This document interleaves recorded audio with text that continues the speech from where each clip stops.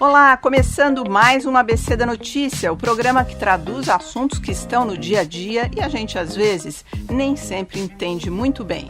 A gente ouve aqui, ali, tem uma ideia, mas aqui no ABC da Notícia nós fazemos a tradução porque se complica, a gente explica.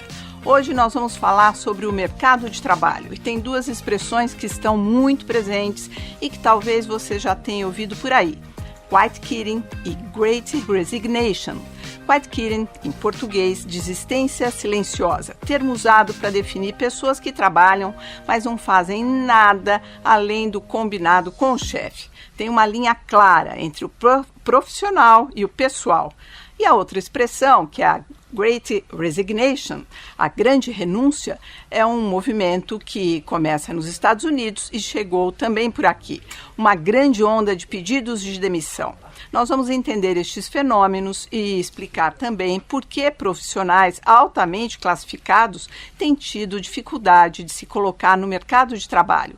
Vamos contar sobre profissões que estão em alta, os empregos que mais cresceram nos últimos 5 anos. Desafios não faltam no programa de hoje, certo, Ales Hayad? Certo, a gente não consegue conviver aqui sem desafios, Cristina, é todo dia um desafio. A gente vai receber duas convidadas aqui, fantásticas, com muita experiência na área do trabalho. Aqui no estúdio a gente está com a Karen Parodi, que é fundadora da Career Center e atual sócia do Career Group, que é uma empresa criada por meio da fusão da plataforma de digital de carreiras Meu Entrevistador e a Career Center. Ela tem mais de 30 anos aí de experiência no mercado, passou por muitos lugares na área de carreira e liderança, formação de lideranças, né? E online, a gente está com a Karuna Lopes, que é Head de Comunicação do LinkedIn, aquela plataforma social voltada para emprego. No caso dela, ela é Head de Comunicação para a América Latina e também para a Península Ibérica. Tá certo. Só lembrando aí que o LinkedIn, a gente sabe que é a maior rede social profissional do mundo. Ela está presente em 200 países, tem mais de 875 milhões de usuários e no Brasil 60 milhões de brasileiros. É muita coisa, quer dizer, eles têm muitos dados e é com isso que a gente vai lidar hoje no programa aqui. Quer dizer, nós estamos bem servidos, bem cercados. Eu gostaria de começar, gente, com essas primeiras expressões aí em inglês, mas aí eu vou lidar aqui em português, que fica mais fácil para todos nós. Essa, Karen, essa expressão, a grande demissão, ela não veio do nada, certo? A pandemia pode ter sido um gatilho para isso, quer dizer, a grande demissão que levou aí pessoas enxergarem motivos concretos como antecipação da aposentadoria, reflexão na mudança de vida, de cidade, quer dizer, houve uma onda aí de pessoas pedindo demissão dos seus trabalhos, com tudo que o mercado de trabalho assusta, né? Por outro lado, você ficar desempregado. Sem dúvida. Olha, a pandemia foi um gatilho mesmo, né? Foi esse gatilho para as pessoas colocarem a vida numa perspectiva que elas não tinham vivenciado antes. E dentro, né, da nossa roda da vida, o trabalho é um deles, né? E tem um peso muito importante na nossa vida. Só que, com a pandemia, a gente passou a repensar outras coisas, né? Pessoas que ficaram doentes, qualidade de vida, e viram muitas pessoas que o trabalho tomava uma participação no seu tempo, na sua vida muito grande. É um pilar importante, né? Eu digo, né? Você vai numa festa, né? Uma das primeiras coisas, você é formada em que... Qual é a pergunta que aparece? Você faz o quê? Exatamente. Então, é uma referência nossa frente à sociedade. É quase uma constituição da identidade da pessoa. Sim, trabalha. Exatamente. Só que, com a pandemia, as pessoas começaram a repensar, de todas as faixas etárias, mas muito essa geração milênio, geração Z, que estão já venham vendo a carreira de forma um pouco diferente do que a geração antiga, baby boomer, X, Y, né? Onde a carreira importante era assim, falando de mundo corporativo, era o crachá. Né? Eu trabalho com pessoas que saem das organizações há 35 anos em processo de demissão em massa, em processo de pessoas que pediram para sair, mas pouquíssimas pediam para sair da empresa, né? E aí a grande resignação veio, né, começando nos Estados Unidos, né, no segundo semestre de 21, numa economia mais madura que a nossa, com mais oportunidades, mas ela veio também para o Brasil, não no volume proporcional. Agora, lá, o que a gente tem de informação é que ela atingiu empregos que pagam pouco, por exemplo, coletores de lixo, faxina, e aqui tem sido presente entre os diplomados. Quer dizer, nós estamos falando aí da grande demissão, não da desistência silenciosa, que é o quiet quitting, que é o jovem que vai e faz o horário dele certinho e não faz nenhuma concessão. Então, é um pouco diferente, que é o sênior que fala assim, não, isso aqui já não vale mais para mim, eu vou vender tudo, vou lá morar no interior e vou tentar um trabalho online ganhando 1/5 do que eu ganhava, por algum motivo. Então, quando você tem uma situação não prevista na sua vida, né, às vezes a morte, um divórcio, você também passa a repensar tudo, né? Uhum. E esse executivo que optou por isso, ele se preparou para isso, né? Ou seja, principalmente financeiramente. Agora, um cenário estável nos Estados Unidos propicia isso com mais intensidade do que um cenário latino-americano. Né? Exatamente. Tanto que eu escrevi um artigo falando que no Brasil, depois eu compartilho com vocês, essa atitude, ela foi atenuada, mas as pessoas que se prepararam, né, financeiramente, família, trouxeram esse novo projeto de vida, elas fizeram isso com muito mais tranquilidade do que você faria no passado. Uhum. Né? As pessoas deixam as organizações, mesmo organizações doentes, com cultura, com chefe tóxico, doente, elas geralmente procuram um novo emprego antes de pedir demissão, né? Você não via. E a pandemia acelerou, assim, não, tá na hora, acho que chega. É um basta, é um esgotamento, né? É um esgotamento, muitas vezes vindo de um burnout, né? Que se tornou uma doença do trabalho, né? Foi reconhecida como doença do trabalho, então tudo isso veio junto, né? E as pessoas descobriram que elas podem trabalhar de outra maneira. Agora, sobre a desistência silenciosa, que é o quiet quitting, que é o limite entre o combinado de horas de trabalho e a vida pessoal, quer dizer, não se ultrapassa essa fronteira, que houve também um esgotamento nas relações de trabalho, houve ali, inclusive, grupos no TikTok discutindo isso, viralizou, né, viralizaram esses grupos abrindo discussão. Quer dizer, o quanto que essas duas coisas, esses dois fenômenos, eles conversam, eles têm um ponto de ligação, quando a gente vê que tanto uma coisa quanto outra está mostrando que há uma reflexão sobre o trabalho nas suas vidas. Sem dúvida. Perfeito. Karen, eu adoraria complementar. Complementa. Esse tema, né, os dois temas geraram muitas discussões de usuários no LinkedIn, né? E é claramente isso, é um apelo para ter mais equilíbrio entre a vida profissional e pessoal, né?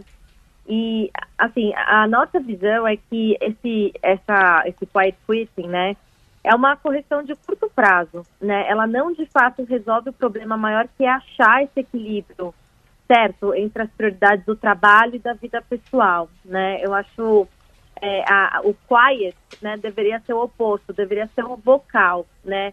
Mais conversas abertas e transparentes com seus gestores, né, entrar, até se apoiar no LinkedIn, por exemplo, como uma rede para você encontrar apoio, né? A gente viu muito conversas de posts, né, de pais e mães que têm filhos em casa, ou pessoas dando dicas de como, assim, dar uma tranquilizada no dia a dia, né? Vai passear um pouco durante o horário de trabalho, assim, dar aquela espairecida, né, naquele momento de ócio. Então, realmente, assim, o que a Karen fala, eu concordo 100%, né? Eu acho que essa questão é o equilíbrio da vida profissional e pessoal, mas o quiet quitting, ele é curto prazo, né? Eu acho que realmente as pessoas têm que começar a achar esse equilíbrio e não só sozinhos, né? Simplesmente deixando de responder, né? Aos gestores, enfim,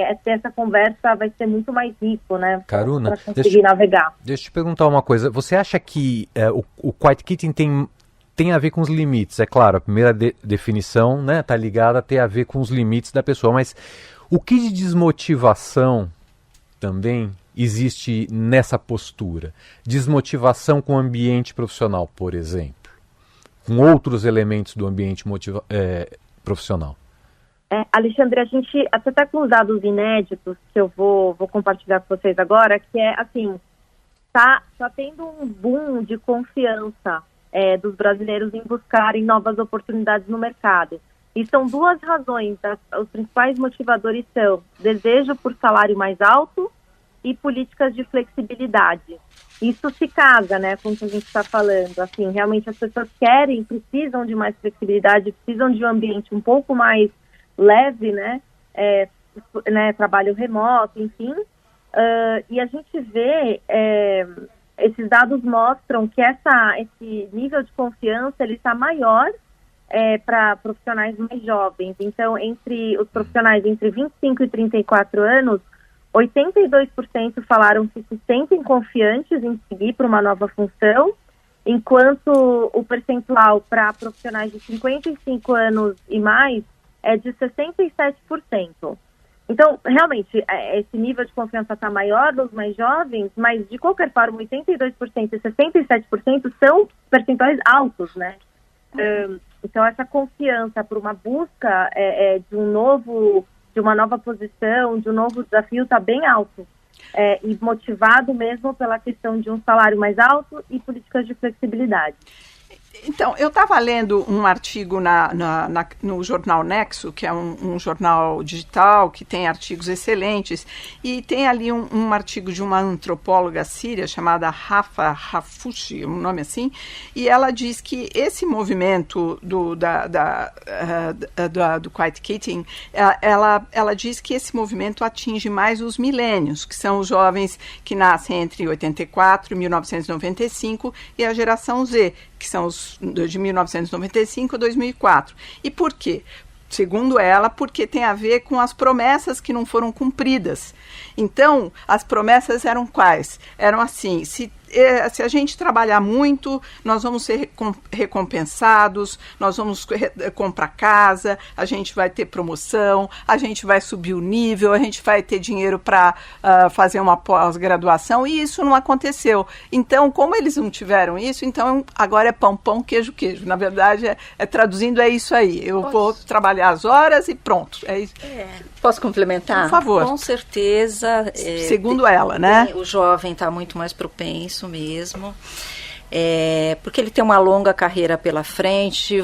Provavelmente, por exemplo, aquele que está nos 55 mais, se ele fizer um movimento não tão certeiro, ele vai ter mais dificuldade, porque ainda existe o etarismo, né? O Brasil é um país de jovens e tem a questão da idade, que depois nós vamos falar sobre isso um pouco.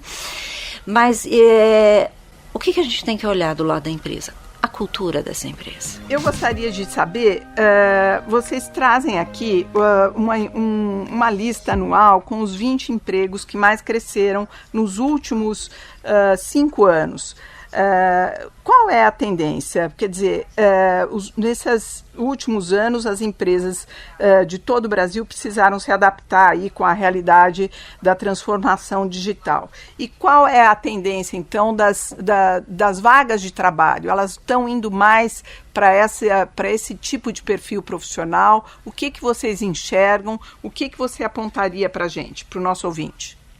Legal, vou compartilhar com vocês aqui as informações do ranking, né, do empregos em alta, que o time editorial do LinkedIn divulgou essa semana. Basicamente é uma lista que destaca os empregos que continuaram a crescer de forma constante nos últimos 5 anos, tá? E elas mostram uma estabilidade em certas funções e setores, informações onde... candidatos e podem encontrar empregos agora e também no futuro próximo, né? Isso ditando as tendências de longo prazo. O que a gente vê na lista desse ano são cargos bem focados na segurança digital e sustentabilidade e experiência com clientes e usuários. Nos últimos anos, as empresas de todo o Brasil precisaram se adaptar a uma realidade, né, da transformação digital e nesses formatos de trabalho remoto e híbrido. Então, a gente vê cargos relacionados à experiência do usuário, funções relacionadas a sistemas de análise de dados e segurança digital no topo da lista. A função de analista de privacidade é a mais procurada. E de cibersegurança, né? Seguida por especialista de cibersegurança. E uma novidade desse ano, muito legal, né, para a lista do Brasil, são cargos voltados à sustentabilidade, gerente de sustentabilidade ou analista de sustentabilidade, que reflete a necessidade do mercado por funções associadas, né, a esse desenvolvimento e implementação de programas e políticas de meio ambiente, responsabilidade social, governança. Então, é uma coisa nova que a gente viu nessa lista. Agora, Karuna, há um tempo atrás, eu queria te perguntar uma coisa específica sobre esses empregos líderes aí, essas vagas que estão liderando. Há um tempo atrás, o Jeff Weiner, que era o CEO de vocês, né, declarou, publicamente foi muito impactante, ele falou skills, not degrees, né? Ele falou competências, não mais apenas titulações, né? Ele focou que as pessoas estão procurando competências, não mais diplomas, né? Quem lê isso desavisado pergunta, como eu adquiro essas competências? Como é que eu consigo elas se não é por diploma? Como é que você enxerga isso, Karuna? Depois eu queria ouvir a Karen também. Legal, uma ótima pergunta. Acho que eu vou fazer 2 comentários em cima disso. Primeiro, já trazendo um pouco uma tendência que está começando nos Estados Unidos, ainda tímido, mas que eventualmente deve chegar ao Brasil, né? Que é a contratação com base em skills, né? Em habilidades. O que significa isso, né? A ideia é que os recrutadores vão contratar cada vez mais pelo match de habilidades ao invés do diploma ou formação de fato. Então, basicamente, assim, né, você precisa estar numa atualização constante, né? Manter esse aprendizado constante das novas habilidades que são requeridas para o seu emprego. Uma frase que a gente usa muito aqui é: seu emprego muda, mesmo você não mudando de emprego. Porque mesmo você estando nessa posição, né, você tem que adquirir novas habilidades, às vezes técnicas, mas também comportamentais, né? Isso é uma coisa que cada vez mais é uma tendência que a gente vê aqui. Eu tenho mais um dado que eu acho legal compartilhar com vocês, que é de um estudo recente do LinkedIn, que mostra dados do Brasil, tá? Que mostra que as habilidades dos usuários no Brasil mudaram em média 38% comparado com 2015, né? Do ano passado para 2015. E aí tem um exemplo aqui, por exemplo, na área de finanças. Em 2015, as habilidades principais eram gestão de risco, sistemas operacionais, então coisas bem mais técnicas, né? Uhum. Quando no ano passado o que estavam se priorizando eram habilidades como foco no cliente, resiliência nos negócios, que, claro, né, foram movidos pela pandemia. Mas dá para a gente ver, né, que em 5 anos essas habilidades esperadas de um profissional do setor financeiro mudaram bastante. Isso é uma coisa que a gente entende que, considerando essa nova tendência, né, do skills-based hiring, né, essa contratação com base em habilidades, pode ser uma coisa que cada vez mais cresce. Sem dúvida, né? Quando a gente fala, né, desse tema, né, é o que as empresas querem ter, né, quando elas vão fazer um processo de seleção, né, já começa no recrutamento, né. Então é o que a gente chama de forma mais completa de competências, que é o conjunto de conhecimentos, habilidades e atitudes. A atitude tem a ver muito com a personalidade, como você se comporta, totalmente voltada a comportamento. Habilidade é aquilo que você vai desenvolvendo ao longo da vida. Então, por exemplo, né, tua primeira negociação, né? Se você olha, né, um comprador, né, como é que foi a tua primeira negociação que você teve que tocar e hoje, depois de X anos? Qual foi a diferença? Ele desenvolveu habilidade, porque quando você quer negociar alguma coisa, você pode ler o livro Como Chegar ao Sim, mas é na prática, ali do dia a dia, no feedback, se inspirando nos outros, que é o que a gente chama de 70, 20, 10. O que é o 70? 70%, isso é mundialmente, tá na mídia, tal, 70% do nosso tempo a gente aprende fazendo. Né? Mais pertinho do microfone. A gente aprende fazendo, né? No dia a dia, experimentando, buscando desafios, resolvendo problemas, é aí que a gente fala que a gente desenvolve as nossas competências, né? 20% a gente aprende muito com o outro, com o mentor, com o teu chefe, com o teu colega, e 10% você aprende com cursos, leituras e tudo mais. Né? Formação acadêmica, tal. Não adianta você ter todo esse portfólio, né, que a gente fala, né, de muita formação acadêmica se não usa isso, né? Não tem valia para as empresas, né? E como eu digo, né, quando a gente fala de skills e tudo mais, eu digo que independente da época, da humanidade, a gente tem algumas competências eternas, né? Comunicação, né? Capacidade analítica. Ou seja, essas não perdem validade, isso você quer dizer? Não perdem. Raciocínio lógico, capacidade analítica, empatia, que cresceu muito, né? Resiliência, né? Como a Karuna falou também. São competências que qualquer um que gostaria de ter num candidato, né? Claro, o raciocínio lógico em exagero, né, ele tem a dificuldade de se relacionar com o mais emocional, com o mais afetivo. Né? E dentro do que você está dizendo, eu queria aqui trazer um assunto que a gente falou no começo do programa, que é o número de pessoas altamente qualificadas que não estão conseguindo se recolocar no mercado de trabalho. Bom, a gente tem o lado, né, da alta qualificação acadêmica, né, a pessoa que investiu muito, né, e isso é uma escolha, né, eu acho que a gente, como a Karuna falou, é o conceito do lifelong learning, né, que você não pode parar de aprender, porque, como a gente sabe, vão mudando as carreiras, as demandas e tudo mais, né, nas organizações, e para você também continuar crescendo, né.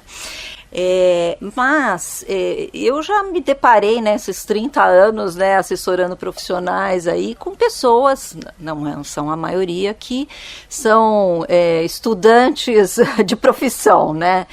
E depois de passar muito tempo estudando, já estão numa fase que já estão concorrendo com pessoas, estão nos 30 e poucos, com aquele que começou como estagiário, é formado, já tem muita mais competência desenvolvida.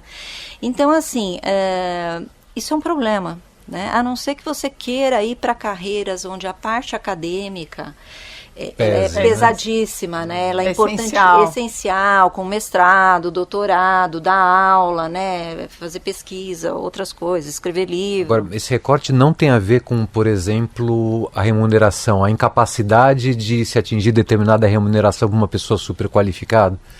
Ou tem também? Eu acho que para você ter uma remuneração compatível, né, primeiro com o mercado, né? Acho que tudo começa, né, você querer alguma coisa e o que o mercado oferece, né? A experiência, ela tem um peso muito grande, né? A experiência, né, um treino de campo, né? De campo, de você conseguir fazer entregas, tendo vivenciado outras situações, trazendo inovação, que é uma outra competência assim valorizadíssima, que você pode inovar no teu pedacinho, não precisa ser o cara da área de inovação da empresa. Então, assim, olha, gente, eu já vi de tudo na minha vida. O que eu posso te falar?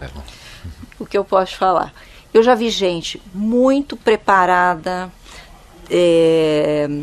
em termos de capacidade analítica, formação, mas que falta aquele brilho no olho, falta aquela garra, e eu já vi gente com muito menos recurso intelectual indo muito mais longe. Agora, Karuna, pegando esse gancho, eu fico pensando o seguinte, né? O jovem que acabou de se formar, ele não tem experiência.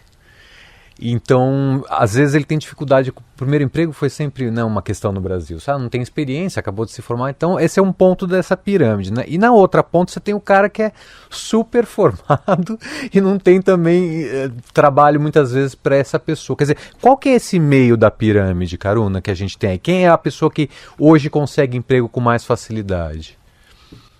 Olha, eu vou falar aqui do LinkedIn como plataforma, tá? Eu acho que, assim, a Cristina trouxe, né, alguns dos dados da plataforma. Eu acho que é importante reforçar que, assim, o LinkedIn, né, ele é uma ferramenta super importante para a busca de vagas, né? A gente tem 60 milhões de usuários no Brasil, tem quase 5 milhões de profissionais de recrutamento engajados usando o LinkedIn para contratar e para fazer networking, né? Então, acho que, assim, é importante estar na rede, em qualquer momento dessa pirâmide, né? Eu acho que, pegando o gancho dos profissionais mais experientes, eles precisam valorizar essa experiência, né? Eles precisam contar mais sobre isso. Com tanta vivência profissional, tantas habilidades que já tem, né, ao longo dessa carreira, desse tempo, evidenciando isso, trazendo exemplos específicos de conquistas, ajuda bastante, né? Deixar isso visível na rede é super importante. Assim, mais alguns dados, né? Aqui é um dado global, mas 8 pessoas são contratadas por minuto no LinkedIn. Então, realmente, assim, a minha resposta aqui, eu acho que ela acaba vindo para aproveite essa rede, né? Turbine o seu perfil, preencha as informações, coloque as habilidades, né? Deixe Gente, mais eu tô fácil. levando uma bronca aqui da Karen que eu não tô no LinkedIn, eu preciso me colocar no LinkedIn. Meu Deus! Precisa, porque, ó, Karuna, eu sou, como eles chamam, vocês chamam aí, eu sou uma das primeiras, eu sou uma early adopter. Uma das primeiras. Não, mas eu sou uma later. Assim, para esse mundo profissional, né? Assim, metade da força de trabalho do Brasil está na rede. Então, assim, é importante. Acho que você aproveitar, né? Tem uma rede social profissional para você usar. Aproveite. Uhum. Coloque lá as informações. Isso ajuda, né? Uhum. Agora, para gente ir encerrando, gente, que está aqui acabando o nosso tempo, esses dados, esse levantamento que é tão em primeira mão aqui para gente, super bacana que você trouxe, onde que as pessoas que estão nos ouvindo, elas podem ter acesso a essas informações que você trouxe aqui para gente, Karuna? Legal. No LinkedIn, você busca por LinkedIn Notícias. Tá. É uma página do nosso time editorial. Tá bom. Eles publicam esse ranking e várias outras informações sobre o mercado de trabalho, tendências. É uma página boa para seguir, para ver esses empregos em alta e outras informações do mercado. Isso, porque tem bastante, tem aconselhamentos, como as pessoas podem desenvolver as competências certas, como definir metas, bem bacana. Olha aqui, eu estou vendo que tem até designer de conteúdo que tem a ver com a valorização da informação, né? Que é uma moeda tão importante hoje no nosso tempo. Sempre foi, mas hoje cada vez mais, né? Bom, pessoal, nosso tempo chegou, infelizmente, ao final. Esse é um assunto tão importante que a gente passaria aqui amanhã e à tarde conversando. Mas a gente vai ter outras oportunidades. Eu quero agradecer muito a participação no programa de hoje da consultora especialista em carreiras, a Karen Parodi. Muito obrigada, Karen. E a representante do LinkedIn, a maior rede social profissional do mundo, que é a Karuna Lopes, que está aqui com a gente. Agradeço ao meu companheiro de ABC da Notícia, Alexandre Sayad, e também a colaboração na produção executiva da Mônica Quezan pela Band News FM. O apoio operacional foi do Gustavo Giovanni, a coordenação do Renan Suquevicius. Lembro que esse programa tem o apoio da Unesco Mil Alliance. Eu sou Maria Cristina Poli e este foi o ABC da Notícia, que você encontra em todas as redes sociais e nos ouve também pelo ABC, pelo Spotify, eu quero dizer. Tchau e até o próximo encontro.